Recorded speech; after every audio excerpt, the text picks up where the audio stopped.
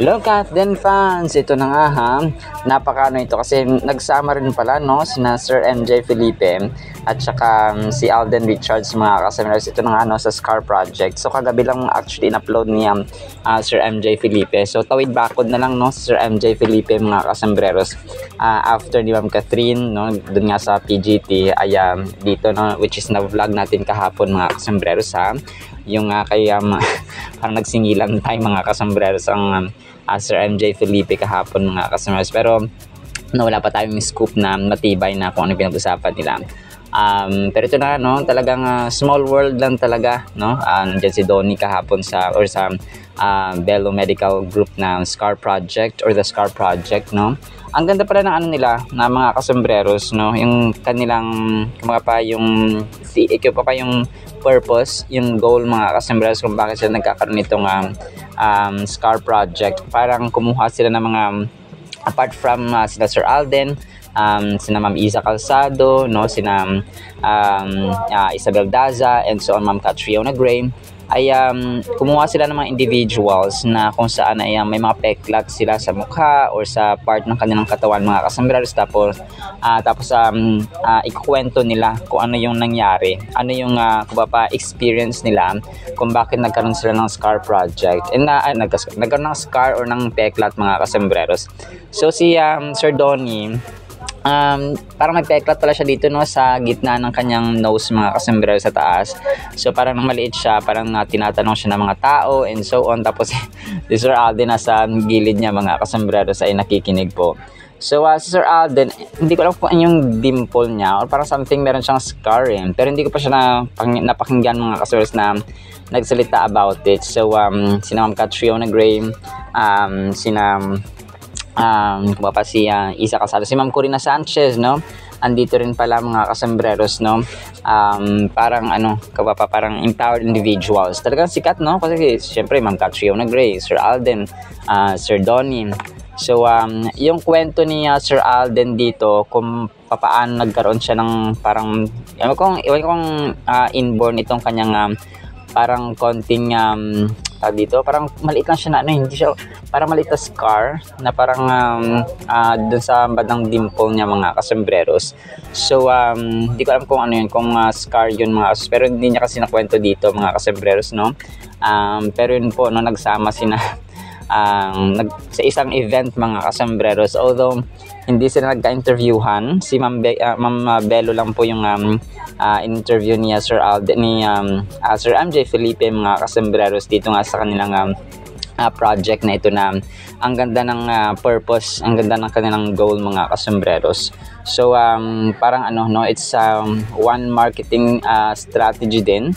At saka pagbibigay, parang 35th anniversary kasi nila, kung kaya parang nagkaroon sila ng ganitong project na libre para sa mga individuals na kanilang napili apart from these celebrities po no, na sina Sir Alden at saka sina Ma'am Isa Calzado, Catriona Gray, Donnie, and so on.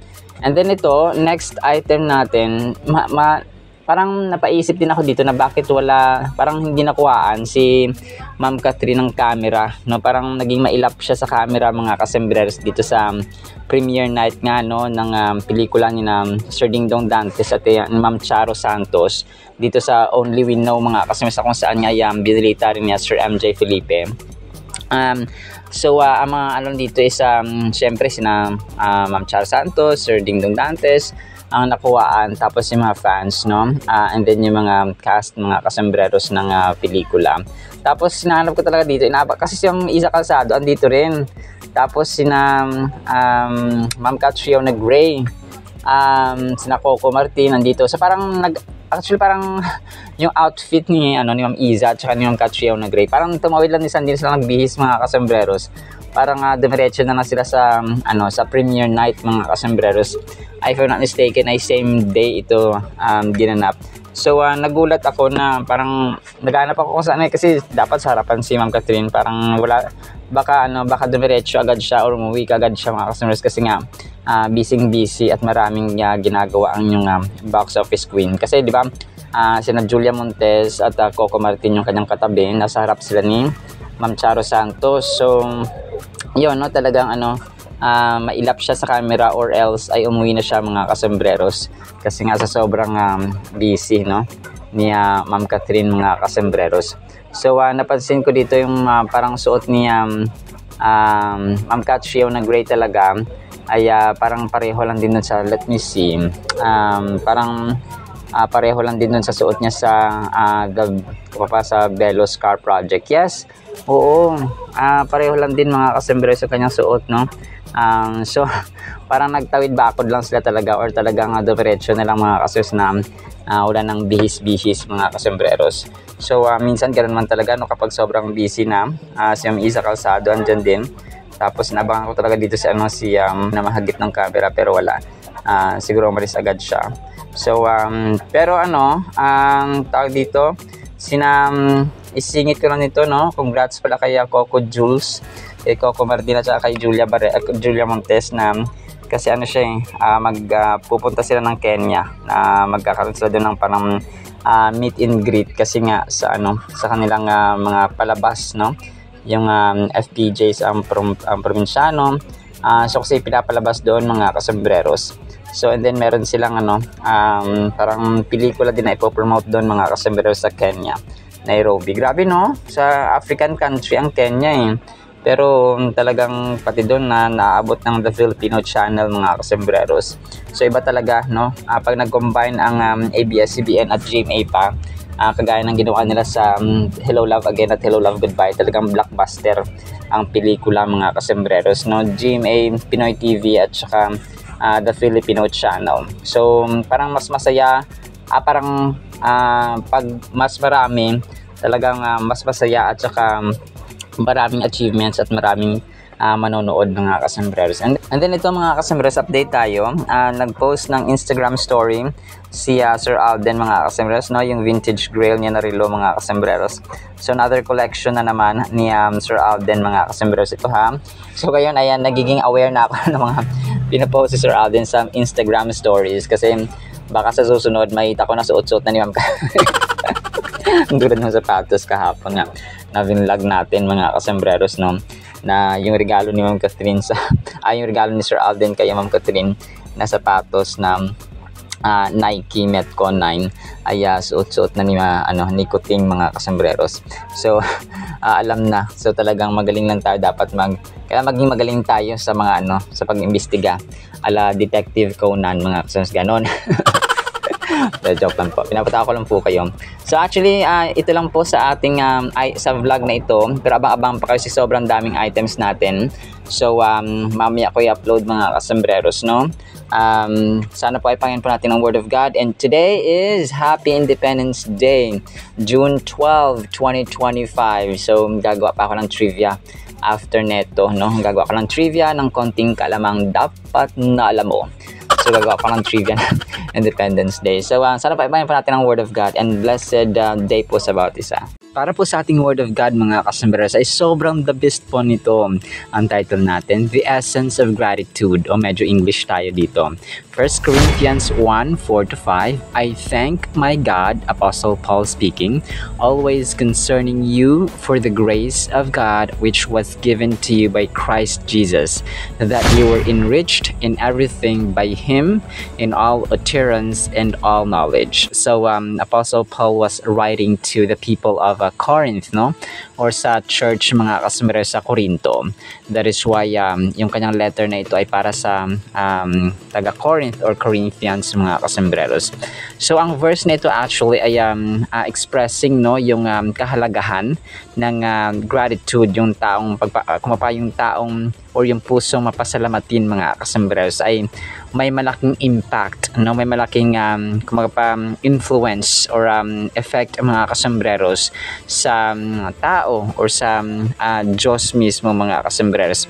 Sa level natin ganito kunwari may favor kang ginawa ng kaibigan mo, nag-request siya for example, tapos instead of magpasalamat, yung kaibigan mo ay nagreklamo pa. So anong mararamdaman mo bilang gumawa ng request mga kasembreros? Diba sabi niya, uy, grabe ka na, ginawa ko na nga yung request mo, ginawa ko na nga yung favor na gusto mong gawin ko, tapos ginawa ko, tapos kasalanan ko pa, parang ganun. So imbis na magpasalamat ay nagreklamo pa siya mga kasembreros. So pag nagpagawa siya ulit ng request sa'yo, palagay mo gagawin mo ba ulit? Syempre hindi na mga kasembreros. So that's the essence. Pagkapapasimpleng literal mga kasembreros na example, but kapupulutan natin ng aral. So yung verse na ito mga kasembreros ay parang ilalagay natin sa ating Diyos na all-knowing, all-loving, omnipresent mga kasembreros, perfection, flawlessness, lahat-lahat ay nasa Kanya. Kung maawain ng ating magulang, mas maawain ng hindi hamak mga kasembreros, immeasurable divine mercy ang Kanyang pinopossess mga kasembreros sa atin. So walang sukat ng human standards ang kayang sukatin ng pag-ibig ng Diyos mga kasembreros. Hindi kayang sukatin ng Guinness World Records, no, ng National Geographic, ng NASA or National Aeronautics and Space Administration, hindi kayang sukatin ng World Atlas, hindi kayang sukatin ng Britannica.com, hindi kayang sukatin ng statistics.com, hindi kayang sukatin ng Discovery Channel o ng kahit ano man dyan, ng NOAA or National Oceanic and Atmospheric Administration. O diba, nag-name na talaga tayo dito ng mga ano. So hindi pwede, no, walang sino man at walang anumang human form of measurement ang kayang sukatin ang kadakilaan, ang awa, ang pag-ibig, no, at pagpapatawad ng Diyos sa atin, yung care, concern, and so on. So kung kaya He deserves the highest, the exaltation mga kasuyos na deserve niya, na dapat tayo ay nagpapasalamat. Kung kaya yung kahalagahan ng pagpapasalamat ay dapat i-possess natin mga kasembreros sa ating buhay. Parang small blessing counts, big blessing. Kung pag binigyan ka ng maliit na blessings, pasalamatan mo. Kasi pag hindi ka nagpasalamat sa maliit na bagay or sa maliit na blessings, sa palagay mo, maiinganyo pa kaya na bigyan tayo ng Panginoon ng blessing sa susunod. Syempre hindi, diba, sa kagaya ng isang magulang nagbigay ng gantong amount or gantong ginawa ng favor. Tapos yung mga small acts of service natin. Kasi araw-araw, no, parang yung familiarity, yung nanay natin parati naman naglalaba, parati naman nagluluto, parati naman naglilinis, parati naman tayong inaaruga. So parang nagiging contrite, hindi siya contrite, nagiging na siya, nagiging common, nagiging mundane na lang siya, parang nagiging hackneyed yun sa term natin mga kasi parang naging obsolete na yung pagpapasalamat kasi familiar na tayo sa ginagawa ng ating nanay, tama? So parang parang ma-realize na natin yung value ng isang tao kapag wala na sila. So that's the sad reality actually ng mundo ngayon. Sa amin kasi dito talagang pinapractice namin yung gratitude mga kasumers na, nay, salamat sa paglalaba, salamat sa pagtutupi ng damit ko, salamat sa paghahanger, salamat sa paglalagay ng, so salamat sa pagluto, ang sarap ng luto. So parang yung words of affirmation and the gratitude mga kasumers, we should possess, no? We should practice it every day. Kailangan lumabas talaga sa bibig natin kasi we never know the value of a person or a thing mga kasombreros kapag wala na sila. So huwag ka na magpasalamat kapag wala na kasi wala na nga, di ba? Hindi na maririnig yung appreciation natin. But sa atin sa Panginoon mga kasombreros, as Paul reflects on his time with the Corinthians, he expresses gratitude for them in his letter. So acknowledging the grace of God that was given to them. So ang grasya ng Panginoon mga kasombreros na talagang worth it talaga, na dapat na sinasabi at binibigkas natin at ginagawa araw-araw. So yung pagpapasalamat natin sa ating bibig, laki pa natin ito ng gawa, no? We also do acts of kindness, no? Be gracious to other people, especially our families, our parents, no? Our children, our kids, our spouses, no, our siblings, mga customers, and our friends in general. So kailangan parang kapag binigyan tayo ng Diyos ng grasya, tayo din maging gracious sa iba. Kung kinawaan tayo ng Diyos, kaawaan din natin yung iba. So ganun mga customers, no, give and take. Para kung parang binigyan ko siya ng tapos binigyan niyo siya. So ang Diyos natin parang hindi siya mawawala ng gana na bigyan tayo ng grace or ng blessings mga kasus, kasi alam niya na tayo ay hindi madamot. So as simple as that. So sabi niya, the scene captures a moment of thanksgiving and remembrance as Paul recalls the faith and spiritual gifts that the Corinthian believers have received. So napakalaga nito mga kasmeros, yung nire-recall natin, yung inaalala natin mga kasmeros, yung kabutihan ng Diyos. Let's say, yung kanyang kabutihan hapon, noon, at saka yung mga fulfilled at saka answered prayers. Talaga importante yun na nire-recall natin. Lord, maraming salamat sa pagdinig sa panalangin, maraming salamat sa iyong grace, maraming salamat sa iyong grasya. And ako nga, yung mga pag nagpe-pray ako talaga, yung mga mini-mention ko pa, yung mga time nila Moises, no, yung time nila Isaac, ni Abraham, ni Jacob, sa time niya ni Ezekiel, sa time ni Isaiah, and so on. Sa time ng mga prophets, sa time ng mga judges, sa time ni Gideon, no? Yung mga times na yun na kung saan ay gumawa ng dakilang sa time ni Jesus Christ, sa time ni Apostle Paul, and even to this day mga kasmas, kasi ang Diyos natin ay timeless at saka endless. So walang katapusang pasasalamat mga kasmas ang dapat natin ialay by recalling the goodness of God sa ating buhay, and expressing thankfulness for spiritual gifts can also be shown through a heart of service and dedication. So gaya na-mention ko kanina na mag-serve din tayo sa iba, tumulong tayo sa iba. We also do acts of kindness, no, simple greetings, simple appreciation, simple thanksgiving.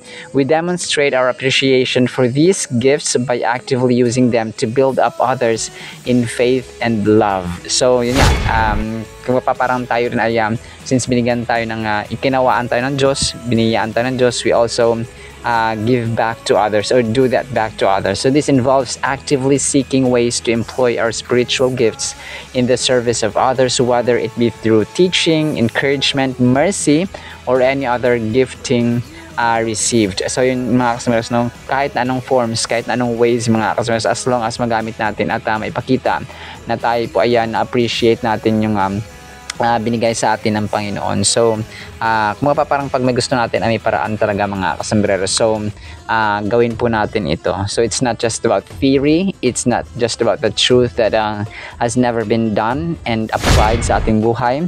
It's faith mga kasombrero with work.